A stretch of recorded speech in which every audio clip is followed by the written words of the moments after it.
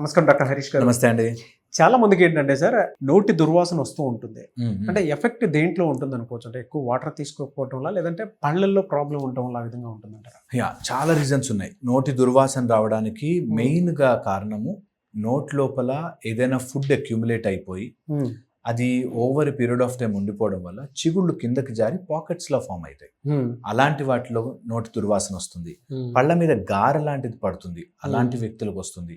పుచ్చిపోయిన పళ్ళుండి అవి సరిగ్గా మెయింటైన్ చేసుకోక నల్లగా అయిపోయినప్పుడు కూడా నోటి నుంచి దుర్వాసన వస్తుంది.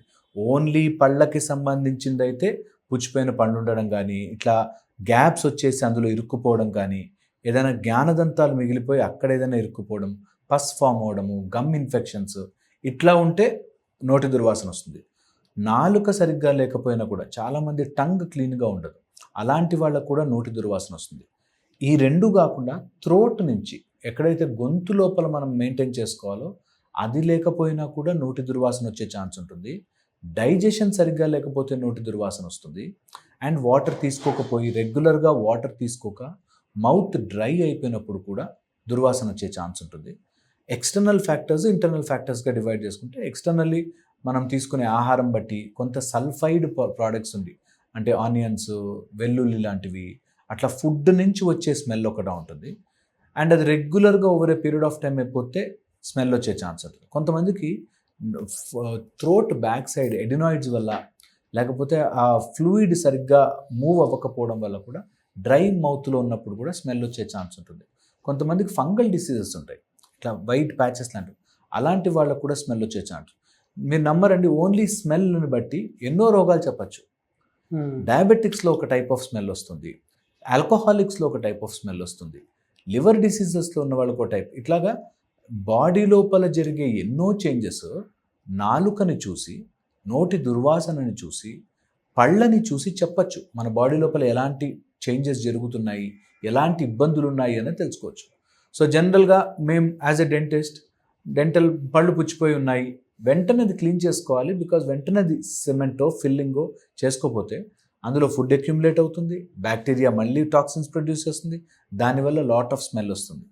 అండ్ అది అక్కడితో ఆగదు. డెంటల్తో ప్రాబ్లం ఏంటంటే, ఒక్కసారి నెగ్లిజెన్స్ అలవాటైతే అది అక్కడితో ఆగదు, ఇంకా పక్కదానికి అంటుతుంది, ఇంకొక పన్నుకు చేరుతుంది, ఇంకో ప్రాబ్లం క్రియేట్ చేస్తుంది. సో చాలామంది ఒక సైడ్ తింటే పన్ను నొప్పిగా ఉందని ఇంకో సైడ్కి షిఫ్ట్ చేస్తారు, ఇటు సైడ్ ఇవి కూడా పాడవుతాయి. అంతేగాని అది మీకు స్మెల్ తగ్గించకపోవడమో, నొప్పి తగ్గిస్తే చాలే అనుకుని దగ్గరలో షాప్కి వెళ్ళి మందులు కొనుక్కొచ్చి చేసేసుకుంటారు.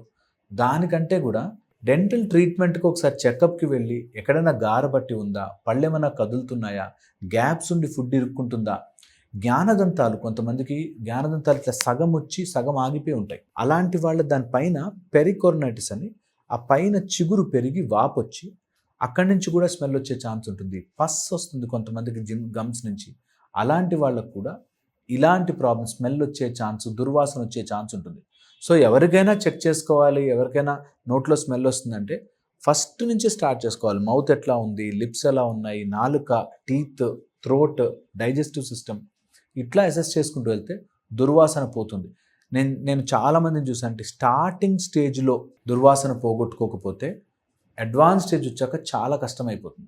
ఎక్కడి వరకు ఇది లీడ్స్ టు ఇంకా అసలు పక్కన కూర్చోలేరు ఎవరు, అంత ప్రాబ్లం అయిపోతుంది. దూరంగా ఉండి స్మెల్, దగ్గరగా ఎంత ఇలా ప్రెజెన్స్లోనే తెలిసిపోతుంది నోట్లోంచి స్మెల్ వస్తుందని. అది బికాస్ ఆఫ్ కదులుతున్న టీత్ ఉంటాయి, దాని చుట్టూ గార పట్టి ఉంటుంది.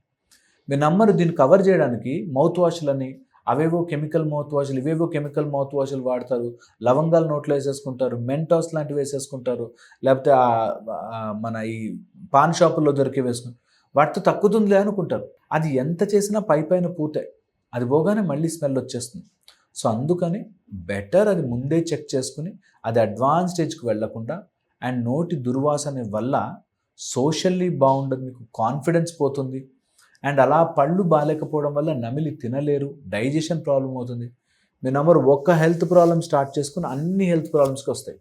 చాలామంది డెంటల్ అనగానే లాస్ట్ ఆప్షన్గా పెట్టుకుంటారు. ఒక్కసారి అబ్జర్వ్ చేసి చూడండి, ఎలాంటి ప్రాబ్లం వచ్చినా దానికి డెంటల్ రిలేటెడ్, గమ్స్ రిలేటెడ్, చిగులు రిలేటెడ్ వస్తూ ఉంటాయి. సో అందుకని వెరీ వెరీ ఇంపార్టెంట్. మనము ఒకప్పుడు కూడా ఇప్పుడు కూడా చూస్తారు డాక్టర్స్, ఏ ప్రాబ్లమ్ ముందు నాలుక బయట పెట్టు, థ్రోట్ చెక్ చేస్తారు. డెఫినెట్లీ మౌత్ చాలా ఇండికేట్ చేస్తుంది. సో నార్మల్గా mouth is the index of your health అంటాం. నోరు తెరిచి చూసి ఎన్నో రోగాలను కనిపెట్టవచ్చు. సో స్మెల్ వస్తే నెగ్లెక్ట్ చేయకండి. అది ఫుడ్ ద్వారా కానీ లేకపోతే ఏదైనా నోట్లో ఇన్ఫెక్షన్ ఉండని వాళ్ళు వస్తే కంపల్సరీ నెగ్లెక్ట్ చేయొద్దు. వాటిని ఎలా టేక్ కేర్ చేయాలి, ఎలా ప్రివెంట్ చేసుకోవాలి, ఒకసారి క్లీనింగ్ చేయించేసుకుని ఒకసారి అవి ఏమైనా ఫిల్లింగ్స్ చిన్న చిన్న ఉంటే చేయించుకుంటే మీకు తర్వాతకి చాలా బర్డెన్ తగ్గుతుంది. ఇనీషియల్గానే దాన్ని అర్థం చేసుకోలేక దాన్ని కవరప్ చేసి బిజీ ఉన్నాం అనుకుని చేసేవాళ్ళకి ఆ స్మెల్ సెటిల్ అయిపోయి ఇంకా కెఫినేటెడ్ డ్రింక్స్ తాగే వాళ్ళకి, ఇలాంటి ఆల్కహాలిక్స్ లాంటి తాగే వాళ్ళకి ఆ స్మెల్ రెగ్యులర్గా ఉంటుంది.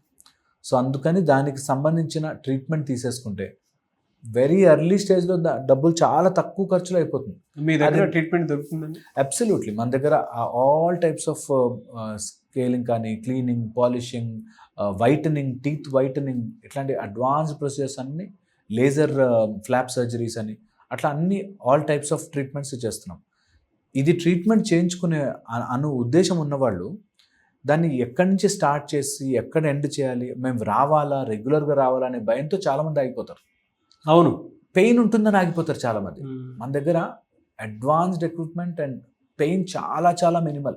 అసలు పెయిన్ ప్రిక్కలే కూడా తెలియకుండా చేసే ప్రొసీజర్స్ ఈ రోజుల్లో డెంటల్ దగ్గర ఉన్నాయి. అండ్ వెళ్ళాలి, ట్రీట్మెంట్ చేయించుకోవాలని ఉంటే మాత్రం కంపల్సరీగా ట్రై చేయాలి. డెఫినెట్గా. మీ క్లినిక్ ఎక్కడ ఉంది సార్?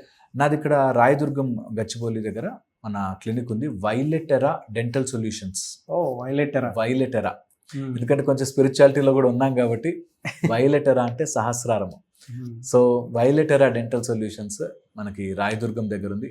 నేనే నా పర్సనల్ నా చేత్తోనే చేస్తాను. నా కింద ఎవరినో పెట్టేసి చేసేయండి రా అని నేనే చేస్తాను ట్రీట్మెంట్. నా క్లినిక్లో I feel like it is a home లాగా ట్రీట్మెంట్ చేయాలి. సో మళ్ళీ ఎవరెవరికో అప్పచెప్పకుండా కంప్లీట్ కాంప్రిహెన్సివ్ ట్రీట్మెంట్ నేనే చేస్తాను. డెఫినెట్లీ అండి. థ్యాంక్ యూ అండి. Thank you so much doctor Harish గారు. Thank you. సో ఎవరైనా సరే మీ పంటికి సంబంధించినటువంటి సమస్యలు ఉంటే డాక్టర్ హరీష్ గారిని సంప్రదించాలి అనుకుంటే మాత్రం స్క్రీన్ మీద మీ కాంటాక్ట్ నెంబర్ కనిపిస్తుంది. దాన్ని మీరు కాల్ ఆర్ మెసేజ్ వాట్సాప్ చేసి వెంటనే అపాయింట్మెంట్ బుక్ చేసుకోండి. ఈ వీడియో లైక్ అండ్ షేర్ మాత్రం తప్పకుండా చేయండి. ఇలాంటి మరిన్ని వీడియోస్ కోసం మా ఛానల్ ఫాలో అవ్వండి. Thank you.